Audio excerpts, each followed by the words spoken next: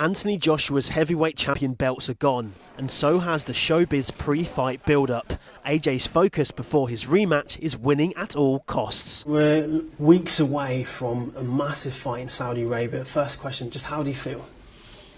I feel in pain because of training, but I know the pain's from a good place. So once I recover on the fight week, I'll be in a good place to go again. So when we look at the brand of Anthony Joshua, it kind of remains undefeated. Outside the ring, you're an accomplished businessman, you're helping the community. Some would say you are sleeping on those silk sheets. How do you stay motivated?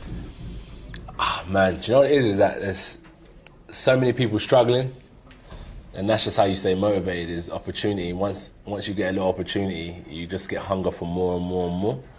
And that's just all it is really, the motivation is for more and more and more. I'm still young as well, I'm still fresh, so I still got the ambition to keep on going. When I'm a bit older, my knees are a bit more, worn out, my body's a bit more worn out, then it's a different conversation. But for now, while I'm still good, why not? Why not see how far we can take it?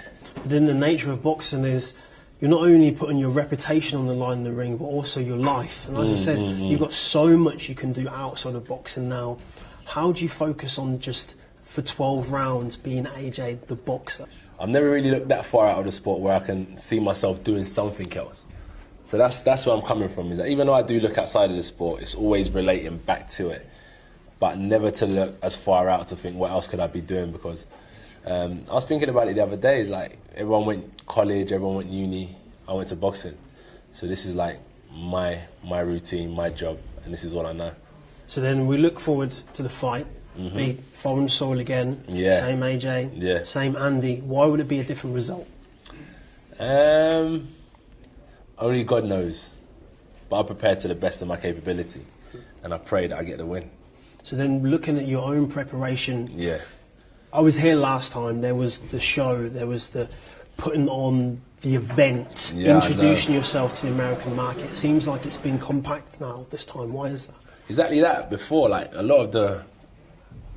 Look, when we got into boxing, I knew that we needed to inject it with something. Like I needed my own little spice, my own little injection of entertainment to the game.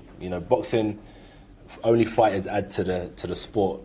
There isn't like a football club or an NFL club that's been there for years and we join that. It's like a fighter comes along and they have to add something to the sport. So I understood that. So it's always been like the show. Which is cool. Like even going to America, as you said, the show, doing tons of media stuff, which is good. It's good for the sport. But then I started realising that, whoa, the media only want you when you're winning. And that's just the name of the game. And that's why this time around it's just solely on winning. Don't matter about promoting or this commercial, that commercial. The commercials want the greats. And we know what it takes. Was that one of the lessons you learned from defeat? Just to, as you said, stop making it a show and make it more about the hardcore sport. As you said, no silk sheets, no short seats and stuff like that. Do what needs to be done. And do you feel like you've got that hunger back now? I never lost the hunger. I think the hunger's been embedded in me and a lot of fighters from young. It takes a crazy man to want to fight, do you know what I mean? Day in, day out. So I think we all have that, but I think it's just about working smarter. I said it's difficult, this boxing game, because we turn pro without a team. We just have our promoters, really. There's no, you have to find your own trainer and stuff like that. So the hunger's always there. We just get smarter and we start adding to it. And I think regardless of what happens in the ring, you're still considered a leader and you're still considered an inspirational figure. How do you carry that weight, knowing that boxing essentially is a violent sport and you have to be able to turn it on a dime to let Andy know you're going to knock him out? Yeah, it's interesting because you look at it and I love Mike Tyson, how he came into the game on some different kind of vibe. Do you know what I mean? But for me, I just think I'll be true to myself. I don't have the same upbringing, I'm not the same person. And I just knew I wanted to connect with, rather than have people run away, I wanted to connect with people when I was fighting. And especially be a role model. As a young black man as well, it's easy to be stereotyped, when just being a black man doesn't mean that it's one way. There's a million ways of doing things, so I'm doing it my way. So was that something that stayed conscious on your mind, knowing that you do something that's violent, but you want it to be more than just someone that throws punches? Yeah, exactly, because of the stereotypes of the fighters that come before me as well, you know. So, not just like me being true to myself. I think that's important. I think that's important for anyone, especially the youth. Like, especially like, what do these kids want to be? Rappers, footballers, boxers. Why don't we want to be astronauts or professors or accountants? So there's so many different opportunities, and that's why I wanted to express myself to the business world as well, not just be a bad boy fighter. I wanted to be a bad boy in every division, whether it comes to my accountancy, my law, my business. And I want the young kids to know that you can still be a G, you can still be a bad boy, you can still be all these aspects of what you want to be and desire, but you can do it in your profession. And does that give you a different sense of victory than when you had the belts, when you're going into a boardroom and they're respecting you, not just because you're an athlete, but because you're a man? Yeah, when I watch boxing, I know how dirty this game can be. And I just always never wanted to be like, you know, like in a rich man's basement, and he's like, yeah, I own that kid. Yeah, I own that kid. I just knew that I wanted to be respected. So yeah, definitely, I think it's important. You know, we go up against as sportsmen. I didn't get the greatest education, but I've sat with people that have been to the highest private schools that the country has to offer.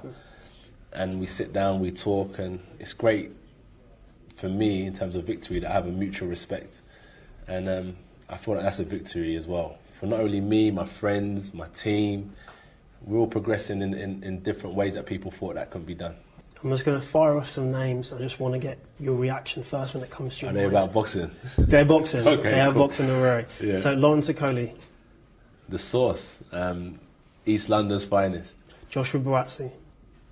God-fearing, but a force to be reckoned with. Tyson Fury. The Gypsy,